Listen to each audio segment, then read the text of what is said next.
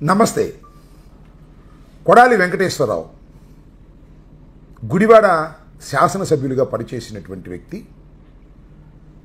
YS Jaganmohan Reddy గారి క్యాబినెట్లో మంత్రి బాధ్యతలు కూడా నిర్వహించినటువంటి పాపులర్ పొలిటీషియన్.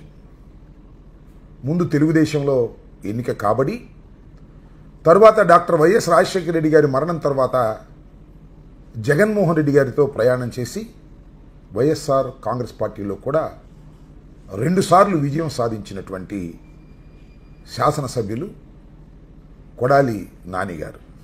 ఆయన ఈ మధ్యన తీవ్రమైన అస్వస్థతకు గురి కావడంతో ఆయనకి తక్షణమే గుండె చికిత్స చేయవలసినటువంటి పరిస్థితి ఏర్పడటంతో ముంబైలో పాండా దగ్గర శస్త్రచికిత్సను నిర్వహించుకొని సురక్షితంగా హైదరాబాద్ చేరుకొని హైదరాబాదులో విశ్రాంతి తీసుకుంటున్నారు. ఈ సందర్భంలో ఈనాడులో ఒక వార్త, చాలా విచిత్రమైన వార్త, సత్యదూరమైన వార్త, కక్షపూరితమైన వార్త. ఇవాళ చూసి కించిత్ ఆశ్చర్యపోయాను. కానీ తర్వాత అనుకున్నాను, ఏముంది జర్నలిజంలో ఈనాడుకు స్టాండర్డ్స్ అయిపోయాయి. చంద్రబాబు నాయుడు గారికి అనుకూలంగాను వైఎస్ఆర్ కాంగ్రెస్ పార్టీకి వ్యతిరేకంగాను ఏ రాత పడితే ఆ రాత రాయడానికి సిద్ధపడినటువంటి పత్రిక ఈనాడు అనేది మరొకసారి నిరూపించుకున్నది అనేటువంటి మాట. లార్జెస్ట్ సర్క్యులేటెడ్ తెలుగు డైలీ అని అంటారు దాన్ని. నిజంగానే కొద్ది గొప్ప సర్క్యులేషన్ ఎక్కువ ఉన్నటువంటి పత్రిక.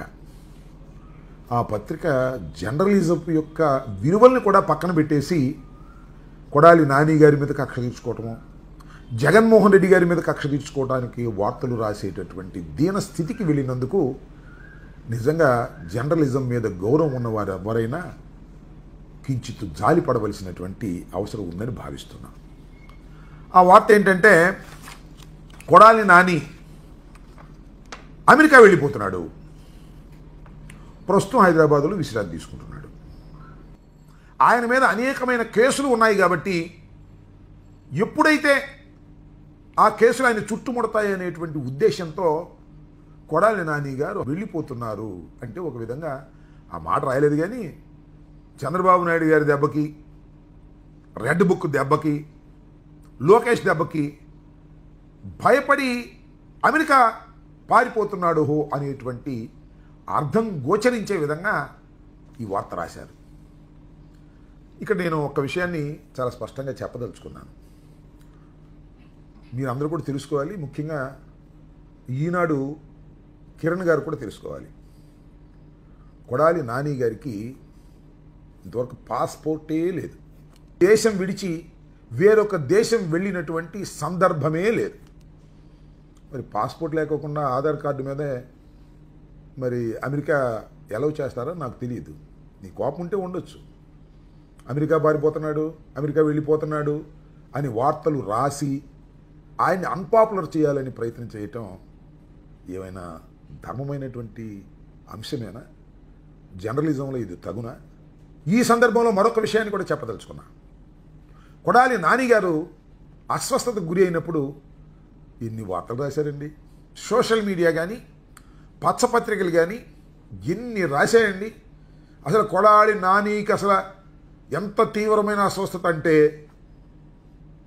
అసలు చికిత్స కూడా చేయడానికి వీల్లేదని డాక్టర్లు చేతులు పైకెత్తేశారనేటువంటి వార్తలు రాసి కక్ష తీర్చుకునే కార్యక్రమం చేశారు. అప్పుడు నేను చాలా స్పష్టంగా చెప్పా, ఆయన ముంబై వెళ్తున్నారు, పాండా దగ్గర ఆపరేషన్ చేయించుకుంటున్నారు, సురక్షితంగా ఆయన మళ్ళీ తిరిగి వస్తాడు, రాజకీయాల్లో పాల్గొంటాడు, అద్భుతమైనటువంటి ఫ్యూచర్ ఆయనకు ఉంది అని నేను చాలా స్పష్టంగా చెప్పినటువంటి విషయాన్ని కూడా ఇప్పుడు గుర్తు చేస్తున్నాను. కొడాలి నాని గారి మీద మీకు కక్ష ఉంటే ఉండొచ్చు. ఎందుకంటే ఆయన మీ సామాజిక వర్గం కాబట్టి, తెలుగుదేశంలో మొదటిగా శాసనసభ్యుడయ్యాడు కాబట్టి, ఇవాళ జగన్మోహన్ రెడ్డి గారికి అండగా ఉంటున్నాడు కాబట్టి మీకు కక్షా కార్పణ్యాలు ఉంటే ఉండవచ్చును. కానీ అసత్యాలను రాస్తారు ఏంటండి బాబు? నాకు అర్థం కాలేదు. మీ జర్నలిజం ఏంటి? మీ వ్యవహారం ఏంటి? నిన్న కూడా చూసాం, జర్నలిజం విలువలు ఎంతగా దిగజారి వార్తలు రాస్తుందో ఈనాడు స్పష్టంగా అర్థమైంది. సికీ ఒప్పందం జరిగినప్పుడు ఆర్పి గుప్తా మేనేజింగ్ డైరెక్టర్గా ఉన్నాడని, దానిలో కొన్ని తప్పులు జరిగాయని, అందువల్ల ఆయన్ని హఠాత్తుగా పదవి నుంచి పంపించేశారనే వార్త రాశారు. నిజానికి ఒప్పందం జరిగింది 2021లో, కానీ ఆయన అక్కడికి వచ్చి చేరింది 2023లో. పొంతం లేని వార్తలు. ఎక్కడ సందు దొరికితే అక్కడ వైసీపీ మీద, జగన్మోహన్ రెడ్డి గారి మీద, జగన్మోహన్ రెడ్డి గారికి అనుకూలంగా ఉండేటటువంటి వ్యక్తుల మీద బురద జల్లే కార్యక్రమంలోనే ఈనాడు నిమగ్నమై ఉన్నదనేది చాలా స్పష్టంగా అర్థమవుతుంది.